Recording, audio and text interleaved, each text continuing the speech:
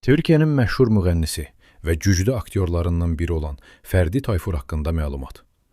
Fərdi Tayfur 1945-ci ildə Türkiyənin Adana vilayətində anadan olmuşdu. Onun ailəsi çox kasıb idi. Atası fəhləliklə məşğul olurdu. Bir gün onun atası cinayət nəticəsində həyatını itirir. Bu hadisə Fərdiyə çox təsir edir və onun musiqisində kədərli mahnıların yaranmasına səbəb olur. Uşaqlıq yaşlarından musiqiyə həvəsi olduğundan saz çalmağı öyrənir və ailəsini dolandırmaq üçün toy məclislərində iştirak edirdi. 60-cı illərdə İstanbulda bəxtini sınamaq istəyir, amma çox adam onu ciddiyə almırdı.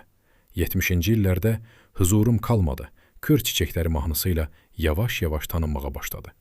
77-ci ildə Çeşmə adlı mahnısı və eyni adlı filmə çəkiləndən sonra böyük partlayışa səbəb oldu. Bu, həm onun kino, həm də musiqi karyerasının zirvəsi oldu.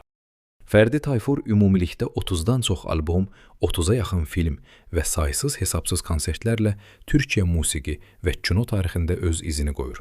Amma çox təəssüflər olsun ki, bu cür sənətkar xəstəlikdən canını qurtara bilmədi. O, 2 dəfə infarkt keçirir və bütün vəziyyəti dəyişir. Axırıncı çəkilişində çox çətinliklə danışırdı.